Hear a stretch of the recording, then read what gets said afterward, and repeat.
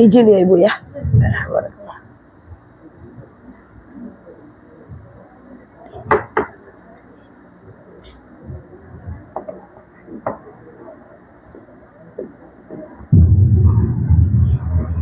Izin Ustaz ya.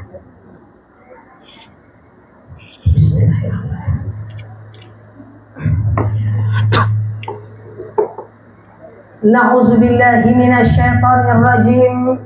Bismillahirrahmanirrahim.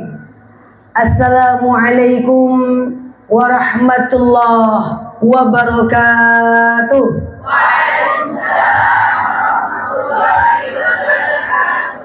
Kalau tadi MC Ustadz dengan Ustazah pakai pantun, saya pantun juga sedikit. Ya, layang-layang selayang pandang. Di tengah malam padang rembulan. Dari jauh saya bertanda. Nggak tahu lagi ya, pokoknya gitu aja lah. Baik, alhamdulillahirabbil alamin, alhamdulillahil wahidil qaharil azizil ghaffaril mukawwirul laili 'alan nahar.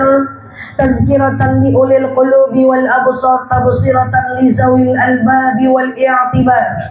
Walhamdulillahilladzi nahmaduhu nasta'inuhu nastaghfiruh wa na'udzu billahi min syururi anfusina wa min sayyiati a'malina. May yahdihillahu fala mudilla lahu wa may yudlilhu fala hadiyalah.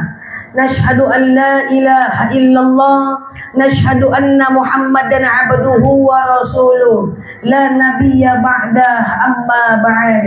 Kama qala Allah ta'ala azza wa jalla fi kitabihil karim. Na'udzu billahi minasyaitonir rajim. Bismillahirrahmanirrahim. Mathalul ladzina yunfiquna amwalahum kamathali habbatin ambatat sab'a sanabila fi kulli sumbulatin mi'atu habbah, al-ayah. Wa kama qala nabiyyuna Muhammad ibn Abdullah, man salaka tariqan yaltamisu fihi ilman sahalallahu bihi tariqan ilal jannah. Al-hadis, sadaqallahul azim. Yang kami hormati, yang kami sayangi, salam ta'zim kami kepada Ibu Sarah Khadijah. Alhamdulillah Ibu, Masya Allah, saya senang berhadir di tengah-tengah kita semua pada pagi menjelang siang hari yang berbahagia ini Ibu. Yang saya hormati, saya sayangi Ustazah Umaini Fitriana SPDI, Masya Allah. Mirip ya Bu ya? Mirip Bu, Masya Allah. Ya, saya dijemput oleh beliau tadi dari airport. Kita lihat di WhatsApp, mirip juga ini. Ya, Masya Allah. Ini kakak saya, Masya Allah, Ustazah kita yang alhamdulillah saya dengar beliau sudah banyak berdakwah di kota Batam ini. Semoga ilmu-ilmu beliau itu membawa berkah bagi kita, mengantarkan kita kepada surga insya Allah. Yang saya hormati, saya hargai para asatiz wal ustazat, ustadz-ustadz, ustazah, tokoh masyarakat, alim ulama, cerdik pandai. Tak dapat saya sebut nama ibu, bapak satu persatu. Para donatur rumah tahfiz yang alhamdulillah tengah berhadir di tengah-tengah kita. Ini saya dengar tadi dari 3 negara Bapak Ibu ya. Indonesia, Malaysia, Singapura. Wah, Masya Allah, silaturahmi kita bersama di kesempatan yang berbahagia ini. Alhamdulillah akhirnya kita ketemu. Sebelumnya Ibu lihat saya di mana? Oh, ini netizen TikTok ya. Masya Allah. Alhamdulillah, senang saya berbahagia hadir di depan ibu-ibu semua ini. Semoga kita berdoa kepada Allah, siapapun kita yang hadir dalam majelis ini, insya Allah Allah sehatkan badan kita, Allah kuatkan jasad kita, Allah tambah ruh keimanan kita, Allah luaskan rezeki kita, Allah angkat segala masalah kita, Allah jauhkan kita dari orang-orang zalim, Allah matikan kita dalam keadaan husnul khatimah. Amin. Allahumma amin. Selanjutnya salatan salaman daimaini mutalazimaini ala nabiyuna Muhammad ibn Abdullah. Salawat salam kita hadiahkan kepada baginda Nabiyuna Muhammad ibn Abdullah. Salawat salam kita hadiahkan dengan lafaz Allahumma salli ala Muhammad wa ala ali Muhammad. Ibu-ibu, tadi saya datang dalam majelis ini Masuk, saya duduk di sini, saya mendengar sholawat yang luar biasa. Ini saya lihat ibu-ibu dari ujung sana sampai ujung sana ini, insya Allah semua wajahnya wajah ahli surganya Allah, amin. Wajah-wajah ahli hidayah Allah, amin. Yang tak sekedar menunggu datangnya hidayah Allah, akan tetapi senantiasa menjemput hidayah Allah tersebut, amin. Saya dengar ini juga adalah para donatur dari rumah tahfiz dan masjid yang ada di lingkungan Batam ini. Melihat wajah Bu Sarah Khadijah serta wajah bapak-bapak, ibu-ibu semuanya, saya teringat dengan sebuah dalil yang bunyinya begini, bahwa ketika kita man bana lillahi masjidan, siapa yang membangun masjid di dunia, man bana lillahi masjidan, siapa yang membangun masjid di dunia, banallahu bihi baitan fil jannah, Allah akan buatkan untuknya rumah di surga. Maka insya Allah seluruh para donatur, para founding, dan semua ibu-ibu semuanya, insya Allah Allah akan buatkan untuk kita rumah nanti di surga, amin. Pengen masuk surga Bapak Ibu? Pengen masuk surga Bapak Ibu? Maka kalau saya mau sampaikan, kalau pengen masuk surga itu ada 3 cara. Cara pertama, Ibu, Bapak, nanti kita sampaikan pintu yang ketiga. Cocok? Ada 3 cara masuk surga. Yang pertama, masuklah surga dengan ibadah. Lakukan banyak ibadah yang wajib kerjakan. Salat wajib, puasa wajib, keluarkan zakat 2,5% setiap penghasilan. Kalau mampu berangkat haji, kalau mampu berangkat umroh, kalau mampu pergilah untuk berkurban, wajib kerjakan. Yang sunnah banyak-banyakkan. Perbanyak sholat sunnah, puasa sunnah, perbanyak sedekah, perbanyak kita melakukan ibadah-ibadah yang sifatnya sunnah. Kemudian tinggalkan yang haram. Dengan memperbanyak ibadah, maka insya Allah kita masuk surga. Bisa masuk surga dengan ibadah. Sholat sunnah, puasa sunnah, lakukan sunnah-sunnah dengan ibadah. Bisa? Dengan amal kita bisa. Semoga kita bisa masuk surga dengan ibadah, amin. Yang kedua, kita bisa masuk surga dengan ilmu kita Bapak Ibu. Bapak Ibu yang saya sayangi karena Allah, tuntut ilmu bersama ustaz-ustazah yang ada di kota Batam ini. Walaupun saya sesekali dapat mampir, tapi alhamdulillah di sini banyak ustaz, asatis, ustazah. Belajar dengan mereka, tuntut ilmu mereka, lihat apa yang mereka bicarakan, jangan lihat siapa orangnya. Tadi seperti yang disampaikan oleh ustazah kita, unzur ma qala wala tanzur man qala. Lihat apa yang dia bicarakan, jangan lihat dan jangan lihat orangnya. Ya, apapun isi ceramahnya. Kadang-kadang ada yang mungkin bikin kita ngantuk, lain ujung, lain tengah, lain pangkal. Wah, enggak mengerti saya Ustaz Janela. Lain ujung, lain pangkal. Tak mengerti saya. Ceramahnya apa intinya? Tak tahu dong, pokoknya ganteng ustaznya. Itu aja ingat-ingat. Nggak apa-apa, dengar aja, angguk-angguk aja dulu. Jangan-jangan pas mengangguk tuh datang hidayah, kan kita nggak tahu. Maka saya sering bilang kepada jemaah, siapapun guru kita, dengarkan. Karena kita tidak tahu hikmah yang mana yang mendatangkan hidayah kepada kita, betul? Kadang-kadang ada guru kita yang ngomongnya lambat, menunggu dia ngomong tengah-tengah, kita intinya apa lah ceramah Pak Ustadz. Ujung-ujungnya besok kita bilang, tak mau lagi saya datang ceramah. Ngapa? Tak ngerti saya, lain ujung, lain pangkal. Tak boleh. Ingat, kita ambil hikmah. Jangan-jangan ketika beliau mengeluarkan satu kalimat, bisa mengantarkan kita kepada hijrah. Maka kita hadir pengajian-pengajian. Ustazah, pengajian itu harus banyak nggak sih? Banyak-banyakkan. Kenapa banyak-banyakkan? Karena kita tak tahu mana ilmu yang masuk kepada kita saat itu. Maka dengan ilmu yang ada, kita bisa masuk surga. Apalagi kalau kita sampaikan kepada orang terdekat, kita sampaikan kepada orang-orang yang kita sayang, kita bisa masuk surga dengan ilmu kita. Jadi dengarkan siapapun, baik dia dari orang tua kita, dari ustadz kita, semua kita dengarkan. Apapun hikmahnya, kita ambil. Karena kenapa? Mutlak bahwa hal yastawil ladina ya'lamuna ma la ta'lamun. Tak mungkin sama orang berilmu dengan orang yang tak berilmu, Bu. Orang yang berilmu, dia cara tidurnya penuh dengan sunnah, cara makannya penuh dengan sunnah, bangun tidurnya penuh dengan sunnah, Kalau dia sholat, dia lupa rakaat, dia ngerti cara memperbaikinya. Kalau dia sholat, lupa dia ayat, dia ngerti cara memperbaikinya. Orang yang berilmu, dia lebih ngerti konsep sabar, lebih ngerti konsep tawakal. Betul? Tuh, yang kedua, bisa masuk surga dengan ilmu. Dan yang ketiga, Bapak Ibu yang saya sayangi karena Allah, bisa masuk surga dengan harta kita. Maka Masya Allah, Bapak Ibu, Ustazah, saya ibadah, saya biasa-biasa aja Ustazah. Ilmu saya juga biasa-biasa aja Ustazah. Tapi saya punya harta, saya ingin mewakafkan. Nah ini Masya Allah ya, rumah tahfiz ini tanah wakaf. Ilmu saya biasa-biasa aja. Dari kecil saya tak belajar. Saya ibadah saya biasa-biasa aja. Dari kecil saya sibuk dengan bekerja. Tapi saya punya harta Ustazah. Saya bisa wakafkan harta saya di jalan Allah Azza wa Jalla. Bu, Pak, Bu, Pak, uang tuh bisa dibawa mati gak? Hapuslah keringat sikit dulu. Jawabannya salah soalnya Ustazah. Oke, saya jawab tanya dulu. Uang bisa dibawa mati nggak? Bisa. Kok dibalik? Tadi nggak bisa. Gimana? Uang bisa bawa mati nggak? Sebelah sana jujur. Uang bisa bawa mati bunda-bunda? Bisa. Ada yang mengganggu, ada yang geleng, ada yang terbulat-bulat. Uang bisa bawa mati? Bisa. Banyak yang bilang uang tak bisa dibawa mati. Tapi itu statement yang tak tepat. Saya sampaikan, uang bisa dibawa mati. Cari uang banyak-banyak, bawa mati. Bisa.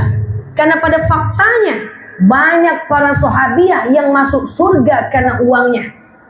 Kenal dengan Khadijah? Khadijah istri Rasulullah, kenal? Ini jelmaan Khadijah. Sesuai nama dengan orangnya, Masya Allah. Khadijah istri Rasulullah. Tahu Khadijah? Apakah Khadijah puasa Ramadan? Apakah Khadijah puasa Ramadan? Khadijah tak sempat puasa Ramadan. Karena perintah, ya ayyuhalladzina amanu kutiba alaikumusiyam kama kutiba alal ladzina min qablikum la'allakum tattaqun. Perintah itu turun di kota Madinah, sementara Rasulullah udah meninggal di kota Mekah. Betul? Tapi Khadijah bisa masuk surga dengan apa? Dengan hartanya. Tapi jangan terbalik, kalau gitu saya tidak puasa Ustazah, saya wakaf aja. Jangan. Masuk surga dengan hartanya. Banyak para sahabat, ibu-ibu yang saya sayangi karena Allah, yang masuk surga dengan hartanya. Jadi uang bisa dibawa mati. Saya jelaskan, ibu-ibu yang saya sayangi karena Allah, Khadijah itu kalau ibu pergi umrah, ibu kalau pergi ke rumah tempat Rasulullah dilahirkan, di belakang Bukit Sofa, Bukit Marwah, yang sekarang dijadikan Al-Maktabah Al-Makkah Al-Mukarramah, sekarang dijadikan adalah perpustakaan kota Mekah. Dulu di belakangnya adalah Pasar Seng waktu zaman ibu-ibu haji zaman dahulu. Itu hotel dari sana Tanah Khadijah sampai ke hotel bintang 3 ke bawah. Kalau haji reguler namanya Haji Al-Massa, maka namanya Hotel Al-Massa. Sampai ke atas sepertiga kota Mekah itu semuanya dulu adalah tanah Sayyidatina Khadijah. Khadijah kaya raya, meninggalnya miskinnya luar biasa. Kenapa? Karena masuk surga karena hartanya itu, Masya Allah. Ibu-ibu yang saya sayangi karena Allah, di kota Mekah sekarang masih ada 1000 pokok kurma punya Utsman bin Affan yang dikelola oleh pemerintah untuk kaum fakir miskin yang ada di kota Mekah dan Madinah. Orangnya sudah meninggal lama, tanahnya masih ada, pokok kurmanya masih ada, bayangkan. Itu Masya Allah. Kalau Utsman bin Affan sedekah luar biasa. Suatu ketika Rasulullah butuh sedekah. Sahabat, aku pengen perang ke Tabuk. Dari Madinah ke Tabuk, kita akan menghadapi pasukan musuh yang banyak, yang ramai. Siapa di antara kalian yang mau sedekah? Apa kata Abu Bakar? Oke, saya sedekah 1000 dinar. Ditanya oleh Utsman bin Affan, Bu, besti, itulah udah-udahnya. Besti, kamu sedekah berapa? 1000 dinar. Oke, kata Utsman, aku sedekah 4000 dirham. Baru mau pulang, itu isi kantongnya, Bu. Isi kantong Ibu berapa? Isi kantong, dalam kantongnya Bu Sarah Khadijah. Dalam kantong. Baru mau pulang ke rumah, apa kata Rasulullah? Ayo, siapa lagi yang mau sedekah? Kurang rupanya. Akhirnya apa kata Utsman kepada Rasulullah? Rasul, tunggu di sini, wait for me. Nah, itu bahasa kampung saya itu. Wait for me, tunggu di sini ya Rasulullah. Lalu Utsman bin Affan pulang ke rumahnya, Bu. Apa yang dilakukan oleh Utsman bin Affan? Dia ambil 700 wasak kurmanya untuk perang di kota Tabuk. 700 wasak kurma. Satu wasak kurma itu adalah 10 kilogram kurma. 700 kali 10 berapa? 7? Cemana? 1 kilo kurma, 1 wasak kurma 10 kilo. Berarti kalau 700 wasak kurma 7.000 kilo. 1 kilo kurma kali 200.000. Berarti 200.000 kali 7.000 berapa? 1,4 miliar yang dia wakafkan untuk orang di Pedang Tabuk. Itu satu perang. Lalu pas mau ngasih, dia pulang. Apa kata Rasulullah? Masih ada nggak lagi yang mau sedekah? Masih kurang pula lupanya si kawan ini. Akhirnya apa yang dikatakan? Tunggu di sini ya Rasul. Wait for me here. Tunggu sini ya Rasulullah. Dia pulang ke rumahnya. Dia ambil 960 ekor kuda perangnya, lengkap dengan baju perangnya, lengkap dengan baju orang yang berperang. Pas dia mau pulang, masih adakah yang mau sedekah? Wih, masih ada juga rupanya. Akhirnya dia pulang lagi ke rumahnya. Dia genapkan dengan 40 ekor kuda perangnya. Dan setelah itu apa kata Rasulullah? Ya udah yuk kita berangkat sekarang berperang. Rupanya menang. Lalu dikembalikan hartanya oleh Rasulullah. Apa kata Utsman bin Affan? Saya tak maulah harta itu. Pakai aja lah untuk jalan di jalan Allah. Masya Allah. Dan saya menengok banyak Khadijah di sini. Amin. Saya melihat banyak Utsman di sini. Amin. Yang dia punya harta itu dia bawa mati. Dengan apa cara harta dibawa mati? Dengan pertama wakaf. Masya Allah. Yang kedua adalah sedekah. Jadi uang itu ibu-ibu, kita tidak usah takut dengan uang. Uang itu seperti kaca pembesar. Orang yang sombong dengan uang akan semakin sombong. Betul? Orang yang dermawan dengan uang akan semakin dermawan. Betul? Orang yang rendah hati dengan uang akan semakin rendah hatinya. Betul? Orang yang taat dengan uang akan semakin rendah hatinya. Maka alhamdulillah kita semoga menjadi Khadijah dan Utsman bin Affan zaman sekarang. Amin. Uang itu kita cari, kita bawa mati. Dengan apa? Kita wakafkan. Dan di sini banyak para dermawan-dermawan dari Indonesia, Malaysia dan Singapura. Pertanyaannya, ibu-ibu udah banyak berwakaf, udah banyak berdonatur, udah banyak bersedekah. Apa sih yang saya dapat Ustazah? Setelah saya wakafkan harta saya untuk masjid, rumah tahfiz, apa sih yang akan saya dapatkan? Atau kita mau nambah wakaf lagi? Apa sih yang kita dapatkan? Kita belajar hari ini beberapa menit. Apa yang kita dapat kalau kita bersedekah? Cocok? Sekarang saya tanya, ibu bapak takut mati? Takut mati? Tidak takut Ustazah, tidak takut. Lain ilmu saja nih. Tidak takut jamaah mati. Takut mati? Belakangan ya. Saya terakhir aja Pak, bapak duluan aja. Bapak ibu yang saya sayangi karena Allah, sakitnya sakaratul maut itu luar biasa. Bagaimana sakitnya sakaratul maut? Dalam sebuah dalil dijelaskan, bagaikan ditanamkan duri dalam tubuh kita dan dicabut dengan pelan. Dalam dalil lain dijelaskan sakitnya sakaratul maut itu adalah bagaikan dikuliti dengan 7 lapis kulitan. Dalam dalil lain dijelaskan sakitnya sakaratul maut bagaikan ditusuk dengan 70 kali tusukan. Tapi orang-orang yang ingin terhindar dari siksa, dari sakitnya sakaratul maut, ternyata sedekah kita bisa menghindarkan kita dari kematian yang buruk. Dalam dalil dijelaskan bahwa inna sadaqah tamna'ul mitatasu. Sedekah yang udah kita keluarkan menghindarkan kita dari kematian yang buruk. Ini berita gembira kepada kita. Sedekah yang kita keluarkan menghindarkan kita dari kematian yang buruk. Ini saya merinding, ini ibu-ibu yang saya sayangi karena Allah. sakitnya mati itu luar biasa. Sayyidatina Khadijah rasakan sakit mati luar biasa. Kita nggak bisa perang ke Palestina, kita nggak mungkin perang ke Gaza, tapi sedekah kita, harta kita, semoga kita doakan bisa menghindarkan kita dari sakitnya sakaratul maut. Sembari berdoalah banyak-banyak. Allahumma hawwin alaina fi sakaratil maut. Coba semua, 1, 2, 3. Allahumma hawwin alaina fi sakaratil maut. Nah ini ketika, jadi apa yang kita dapatkan nih? 1, tamna'u mitatassu, menyebabkan kita mati dalam keadaan yang enak, yang mudah, matinya baik, menjauhkan kita dari kematian yang buruk.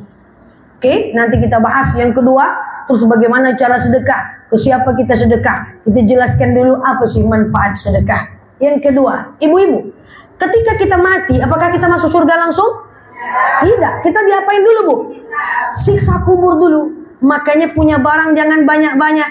Pakaian yang kita pakai, baju yang kita pakai, ya, kemudian kacamata yang kita pakai, handphone yang kita gunakan, yang dia mubazir tak kita pakai, semua akan ditanya di alam kubur dan diminta pertanggungjawaban. Maka less is more. Punya barang sedikit jauh lebih baik. Boleh punya barang banyak tapi dipakai. Kalau banyak tak dipakai, diminta pertanggungjawaban di kuburan kita. Nauzubillah.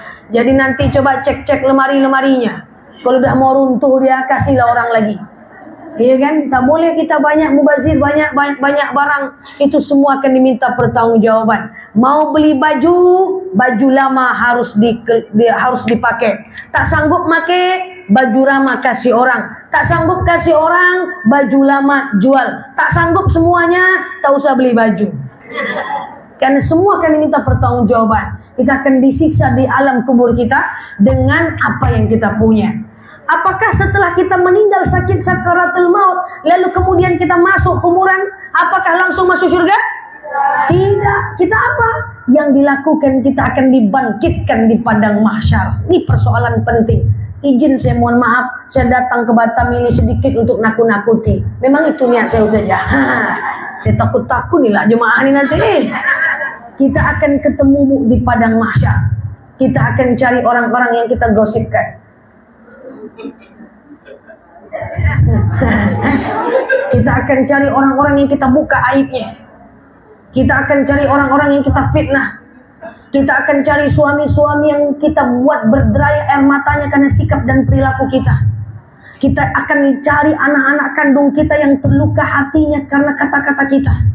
Kita akan mencari guru-guru kita yang terluka hatinya akibat lisan kita. Kita akan mencari orang-orang yang kita buka aibnya terang-terangan. Kita akan mencari orang-orang yang kita buat air matanya menetes karena kata-kata kita. Kita cari dia, Bu. Dan saat kita mencarinya, matahari sejengkal di atas kepala, tak pakai baju kita mencarinya.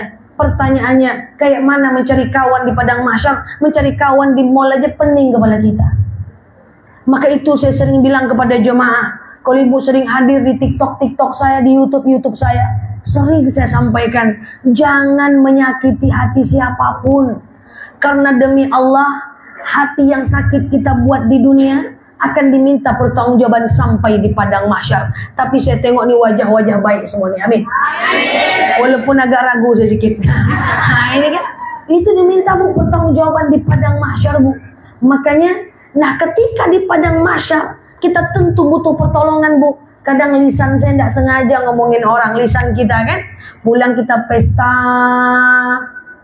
terbayang sama kita pengantin, terceritakan sama kawan jalan berempat, tengoklah tuh, bengkok alisnya, iya ya, lah kena. Datang yang kedua, iya lauknya tak sedap, gulainya tak sedap, kena tukang masak berserta seluruh staf dan jajarannya.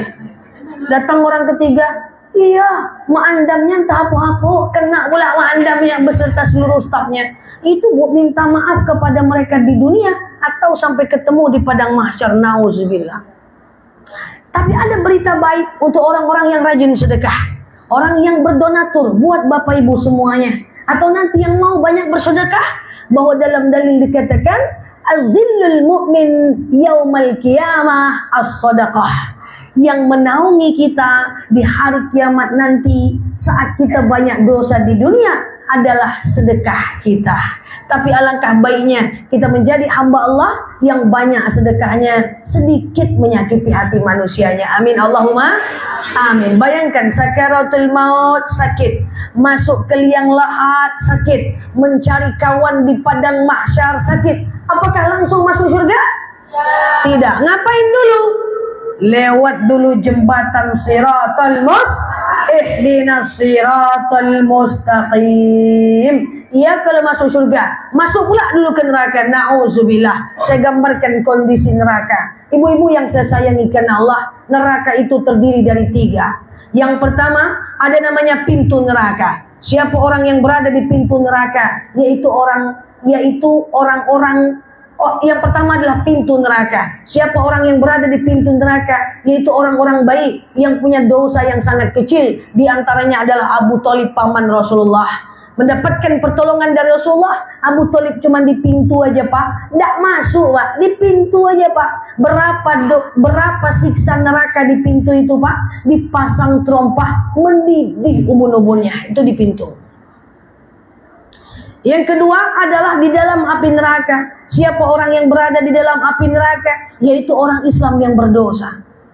Dan yang ketiga adalah kerak-keraknya api neraka. Siapa orang-orang yang kerak api neraka ini? Dia akan bersama Abu Lahab dan istrinya di kerak-keraknya api neraka. Yaitu orang Islam yang syirik. Bagaimana gambaran api neraka? Dalam dalil dikatakan tabbas yada abi lahabiu, celakalah kedua tangan Abu Lahab. Ma aghna anhu maluhu wa ma kasab. Tidak ada baginya yang telah dia usahakan. Saya selanaron zata lahab, dia akan dimasukkan ke dalam neraka apinya yang bergojolak. Wa mra'atuhu hammalatan hatab, dan istrinya mengambil kayu api, dia ikat ke punggungnya lalu dia bakar dirinya sendiri. Fi jidha hablum min masad, lalu dia ambil kayu api lalu dia gantung ke lehernya sendiri lalu dia bakar sendiri. Itulah tingkah laku orang yang berada di dalam neraka. Maka insyaallah fadilah sedekah yang selanjutnya, orang yang rajin sedekah akan melindunginya dari siksa api neraka.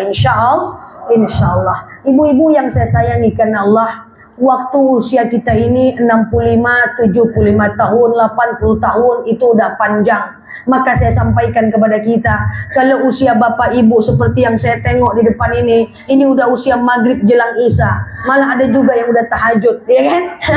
Ada juga yang udah tahajud, ya kan? Nah, saya ingin sampaikan begini. Saya minta maaf, saya terus terang katakan, jangan bermimpi untuk tinggal warisan yang banyak untuk anak. Anak kandung kita ditinggalkan warisan atau tidak, dia tetap harus bekerja, betul? Saya ulang ya, jangan pikir untuk tinggallah warisan yang banyak untuk anak. Anak kandung yang kita tinggalkan warisan banyak, ditinggalkan atau tidak, dia tetap harus bekerja. Kalau kita tinggalkan warisan untuk anak kandung kita, bagus, tapi belum tentu menghantarkan kita ke surga. Kita di dunia ini aja Pak Bu sayang sama anak. Di akhirat kita saling tuntut Bapak Ibu demi Allah. Makanya saya sering bilang, Ustazah suami saya nggak sholat. Suami nggak sholat, ajak sholat. Tapi jangan nyakitin dia. Tapi kan saya pengen dia sholat, nggak usah difikirkan. Pokoknya ingatkan, doakan. Karena pada akhirnya di akhirat kita masing-masing Bapak Ibu. Harta yang kita tinggalkan untuk warisan anak cucu kita belum tentu bisa nolong kita. Apalagi kalau dia bertengkar-tengkar di dunia. Tapi harta yang sebagian kita wakafkan, kita infakkan di jalan Allah, sudah pasti menjadi penolong kita di akhirat. Karena umur kita tak panjang, betul? Nenek-nenek datang ke tempat saya cerita asli. Ustazah Nela pakai tongkat datang ke rumah. Dibilang sama satpam, Ustazah ada nenek-nenek. Oh, nenek-nenek CS saya itu biasanya. Kawan saya itu, soulmate saya. Tak bisa masuk, akhirnya saya suruh masuk. Pertanyaannya satu aja Bu Sarah Khadijah. Beliau bertanya kepada saya, Ibu, Ustazah, ya nenek ini pengen masuk surga. Sama nih, kata saya. Saya pengen masuk surga juga. Saya duduk, saya buatkan teh. Saya kebetulan ada orang tua waktu itu. Saya duduk sama emak sama nenek. Saya bilang, Nek, susah Nek. Masuk surga itu harus ada modal Nek. modal nenek apa? Coba saya tanya modal nenek, kata saya. Pertama, nenek punya ibadah banyak enggak? Apa kata dia, Bu? Enggak ada ibadah nenek nak.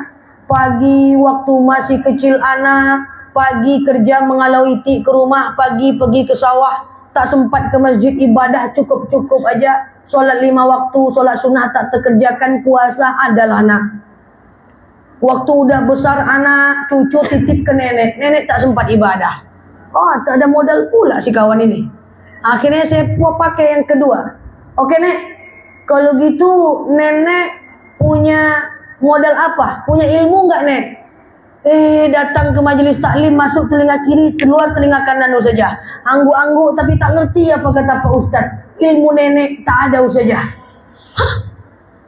Akhirnya saya tanya, nenek ini mau masuk surga tak ada modal. Saya tanya lagi, nenek ini maunya jalan tol atau jalan reguler? Jalan tol lah. Gimana tak ada modal? Jalan tol kata saya. Saya tanya, nenek pengen surganya ruangan biasa atau VIP? VIP lah Ustazah. Oke lah nek, kalau mau ruangan VIP, jalan tol, ada satu dalil yang tadi di awal saya bacakan. Nenek punya uang enggak? Apa katanya? Tak ada nenek uang nak. Wah, gimana ceritanya nih? Saya bisik lagi. Biasanya nenek-nenek tak punya uang, tapi banyak punya rumah petak. Saya tanya, nenek punya sawit atau rumah petak? Oh, ada rumah petak nenek nak. Berapa pintu? 12 pintu nak. Pintunya aja tuh beneran nek. Betul lah nak. Ya. Punya dia Bu Sarah Khadijah rumah petak 12 pintu. Saya tanya, nenek hari-hari makan apa? Nenek ini gigi udah ndak ada, makannya bubur atau bubur? Bubur atau ya? Bubur. Nenek hari-hari cuman makan bubur aja. Saya bisikkan, nek, untuk makan bubur tak perlu rumah petak 12 pintu nek. Maksudnya apa nak? Jual nek 6 pintu nek. Sisakan 6 pintu untuk beli bubur nek. Lalu dia bilang, anak nenek udah kerja. Nenek mau semuanya warisan untuk anak. Mudah-mudahan anak nenek tidak dengar ya nek. 6 untuk mereka nek. Kalau nenek udah lewat nek. 6 nek bangun masjid. Langsung besoknya dia pergi, dia cari cara, dia jual rumahnya, dia bangun masjid. Apa kata Allah buat nenek itu? Man bana lillahi masjidan banallahu bihi baitan fil jannah. Siapa yang membangun rumah Allah di dunia, Allah akan buatkan untuknya rumah di surga. Masya Allah, Masya Allah. Maka di sini kalau ada nenek-nenek nih, ya, berapa sebagian harta kita wakafkan, kita sedekahkan. Nggak bisa bangun sendiri, bangun sama-sama. Ya, bangun sama-sama dengan teman kita. Ya, ini rumah tahfiz luar biasa. Masjid kita sebagai donaturnya insya Allah, semoga supaya apa? Kita bisa Allah masukkan rumah kita ke dalam surga. Amin. Nanti kalau ibu mau masuk, ditanya oleh malaikat, kamu mau kemana? Saya pengen masuk surga. Malaikat yang jadi satpamnya. Masya Allah. Semoga kita semua ahlu surga. Amin. Allahumma amin. Itu manfaat waktu kita habis. Sikit lagi boleh? Sikit lagi. Yang pertama tadi, manfaat dari sedekah, dilunakkan dari siksa kubur, digampangkan di padang mahsyar, dibuatkan rumah di surga, dan kemudian dilunakkan dari yang namanya meninggal dalam keadaan masuk neraka. Pertanyaannya, Ustazah, itu kan manfaat di akhirat Ustazah. Masalahnya apa manfaat kami di dunia kalau kami sedekah? Dalam dalil dikatakan, masalul ladzina yunfiquna amwalahum fi sabilillahi kamathali habbatin ambatat sab'a sanabila fi kulli sumbulatin mi'atu habbah. Pak, Bu, izin, sekali kita bersedekah, Allah akan balas 700 kebaikan kepada kita.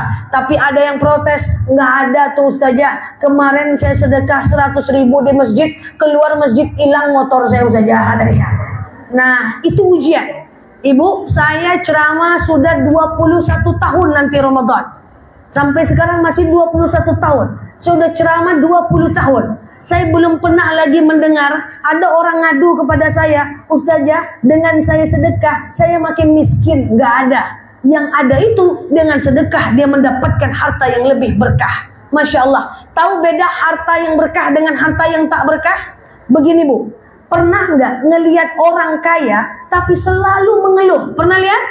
Loh, susah sekarang hidup. apa-apa mahal, ngeluh terus. Dia tidak bisa merasakan indahnya harta. Dia tidak bisa merasakan indahnya enak apa yang dia makan. Atau mungkin kita, Bu, kalau ibu punya banyak baju di rumah, ketika ibu mau pergi pengajian, ibu pilih baju yang ini, nggak bagus, nggak usahlah, ganti lagi baju yang lain. Nggak enak, jelek, yang ini ganti baju lagi yang lain. Nggak enak, ini aja susah milih baju, merasa semua baju tak baik. Itu adalah ciri diangkatnya berkah. Karena kenapa ribut? Aman? Orang yang diangkatnya berkah, dia tidak bisa melihat dan menikmati apa yang dia punya. Woi, angguknya kuat, curiga saya. Pokoknya dia yang beli tadi baju, tapi suatu ketika dia tak berpikir baju itu cantik.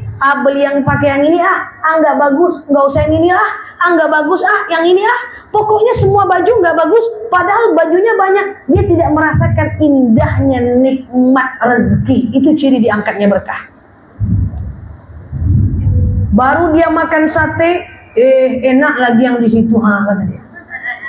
Baru makan soto, kurang ya, ndak enak. Itu dia tidak merasakan indahnya nikmat. Dia punya banyak tas, pakai yang ini jelek, yang ini aja jelek, jelek semua, padahal tadi dia yang beli, betul? Nah, itu ciri diangkat berkah. Kalau ada yang kayak gitu, perbanyak sedekah. Perbanyak sedekah. Karena ketika kita bersedekah, Allah akan berikan 100, 700 kali lipat.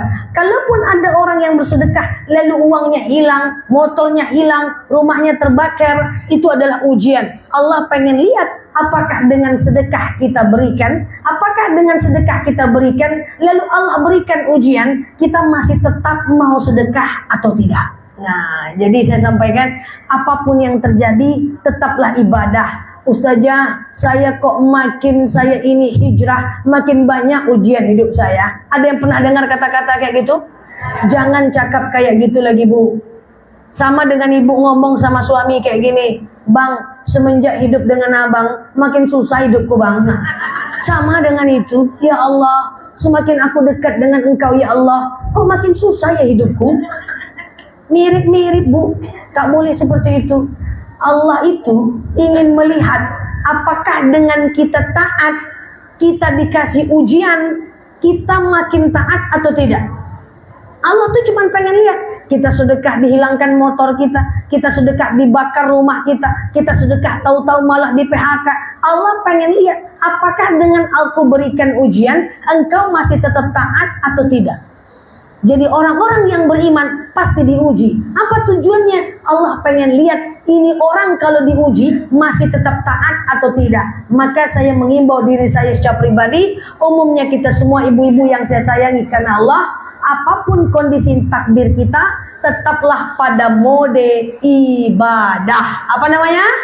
Ibadah. Tetaplah pada mode ibadah. Karena kadang-kadang ibadah kita ini tetap akan Allah uji. Oke, pertama adalah manfaat sedekah di akhirat. Yang kedua, manfaat sedekah di dunia. Insya Allah, Allah akan ganti dengan rezeki yang berlipat dan Allah akan berkahkan hidup kita. Ditenangkan hati kita, apapun kondisi nasib kita. Karena pada sejatinya yang kita pengen dalam hidup ini adalah ketenangan, betul?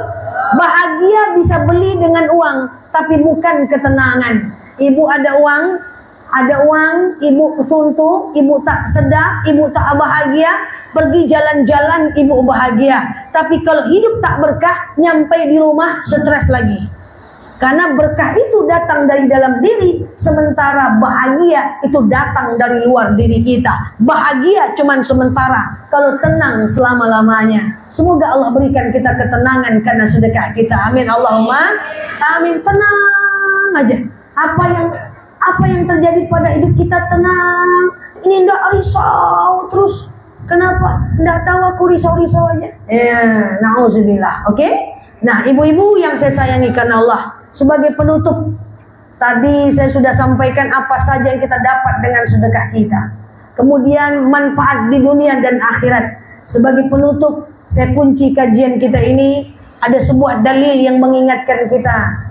Qaulun ma'rufun wa ma'rifatin khairum min shadaqatin yasba'uha aza. Masalahnya sebanyak apapun sedekah kita, itu tidak akan berarti apa-apa jika yasba'uha aza, jika kita menyebut-nyebutnya. Boleh kita sebut sedekah kita macam kita kan sebut sedekah kita nih. Tujuannya apa? Fastabiqul khairat, berlomba-lomba dalam kebaikan. Tapi kalau kita pribadi di rumah sendiri, hati-hati jangan sebut. Ibu punya ponakan, ibu hidupkan dia di rumah, ibu bayarkan biaya kuliahnya, lalu dia nanti kos jadi anak yang sukses 10 tahun, lalu suatu ketika ibu butuh bantuan dia. Kita telepon dia, "Hei ponakanku, bantu nih anakmu lagi butuh." Apa kata dia? Dia cuek. Apa kata kita? "Selama ini aku udah bantu kuliah engkau, sekarang aku minta bantu entah kemana hidungmu." Detik itu juga hilang pahalanya. Kita kasih modal ponakan kita buat jualan, tahu-tahu dia sukses kaya raya. Apa kata kita? Kalau tak aku yang bantu, kemarin mungkin tak jadi siapa-siapa. Hilang pahalanya. Dan ini berlaku waktu. Saya baik dengan ustazah, baik.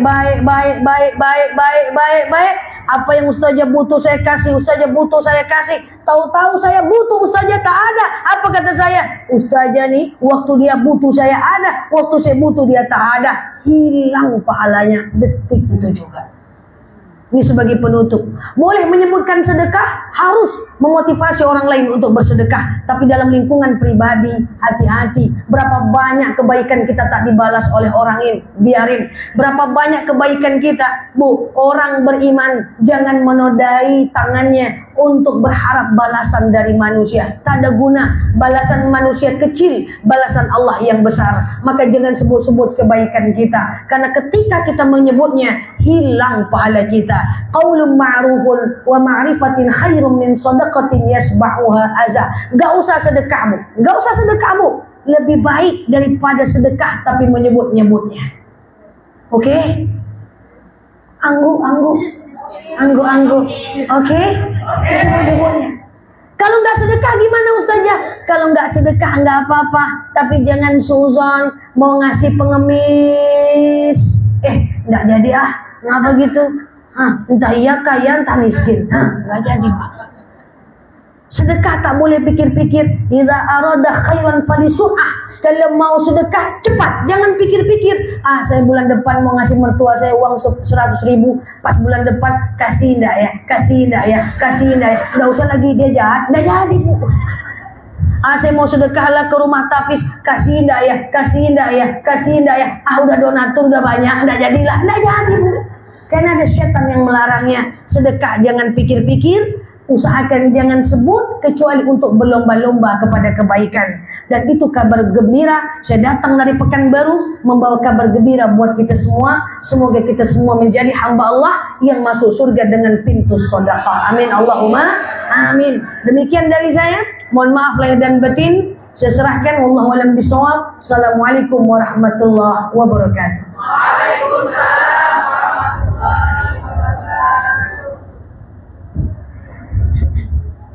Alhamdulillah, terima kasih kepada Ustazah. Bisa kesimpulan ada 3 pesan dari Ustazah. Insyaallah bisa kita pahami. Yang pertama, saat kita masuk surga, kendaraan kita melalui ibadah, ilmu dan sedekah. Silahkan kita pilih. Syukur-syukur bisa 3-3-nya. Jika sudah kita pahami, maka kita amalkan, karena syarat beramal sebelum ajal.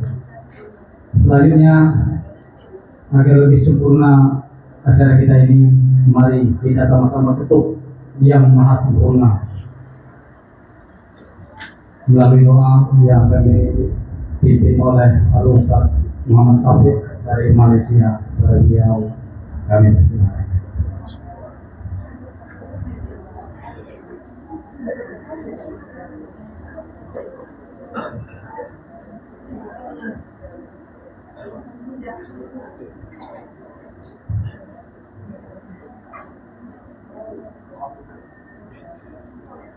Bismillahirrahmanirrahim. Alhamdulillahi rabbil alamin.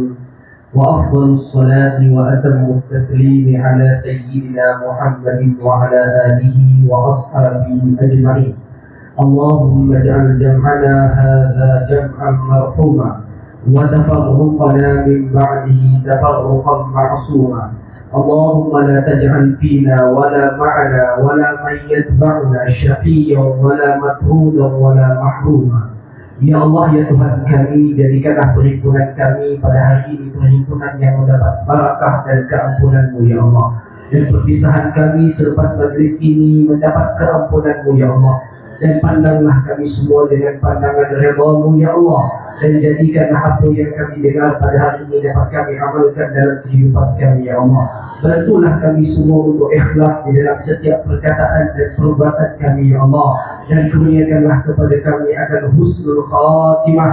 Dan jadikanlah pertemuan kami untuk kami yang seterusnya di dalam syurga-Mu ya Arhamar Rahimin. Ya Allah, ya Tuhan kami pohon dengan keberkatan selawat yang telah kami ucapkan kepada Rasulullah SAW. Jadikanlah kami semua mati di atas ajaran agama baginda Rasulullah SAW. Kurniakanlah kepada kami akan syafaat baginda Rasulullah SAW. Dan jadikanlah kami, keluarga kami, kedua bapa kami, guru-guru kami berada di dalam syurga Firdaus al-A'la bersama dengan junjungan besar Nabi kami Muhammad SAW. Allahumma ansur ikhwanana al-mujahidin fi Palestin وانصرهم على أعدائهم وانصرهم على القوم الكافرين. اللهم حرم مسجد الأقصى من أيدي اليهود الغاصبين الظالمين. اللهم ارزقنا الصلاة في المسجد الأقصى يا أرحم الراحمين بجودك وكرمك يا أكرم الأكرمين. والحمد لله رب العالمين وصلى الله على سيدنا محمد وعلى آله وصحبه أجمعين والحمد لله رب العالمين.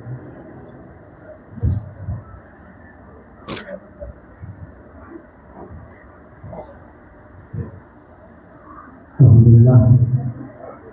Selanjutnya serah terima bantuan pembangunan yayasan kita pada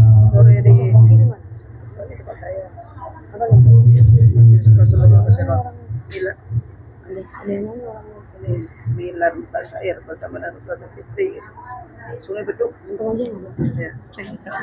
Mana yang Batam? Ya, jamaah dari Malaysia, silakan. Baik, sahabat-sahabat, insyaallah alhamdulillah beliau sudah hadir di Batam. Guru kita Al-Ustazah Milenial Dr. Dela Luki. Pagi ini kita berada di Nongsa, Pondok Pesantren Tahfidz Quran Sarah Khadijah. Untuk teman-teman yang ada di Batam, insyaallah nanti sore di Bengkong Indah. Kemudian besok pagi, Ahad pagi, beliau hadir di Majelis Rasulullah Basyairul Khairat di milad yang keempat di Kecamatan Sungai Beduk, Masjid Al-Mujahidin GMP. Besok ada door prize 1 paket untuk 1 orang.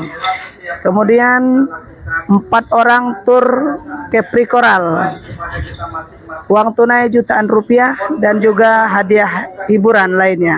Ayo ditunggu nanti sore di Bengkong, besok pagi di Sungai Beduk Majelis Rasulullah Basyairul Khairat, besok siang di Majelis Rasulullah Basyairul Khairat yang diasuh oleh Ustazah Fitri di Kecamatan Batu Haji, Masjid Baitul A'la. Salam dari Batam, sampai faham. Izin saja. Ustazah guys. Oke. Gitu ya teman-teman ya. Tadi ada yang nanya di mana acaranya, itu udah disampaikan langsung ya. Guys, kita tutup dulu ya teman-teman ya. Thank you semuanya. Kita tutup dulu. Subhanakallahumma wa bihamdika nasyhadu alla ilaha illa anta nastaghfiruka wa natubu ilaih. Assalamualaikum warahmatullahi wabarakatuh. Bye bye. Bukan sebagai tamu undangan, akan tetapi bagian dari keluarga besar Pondok Tahfidz Sarah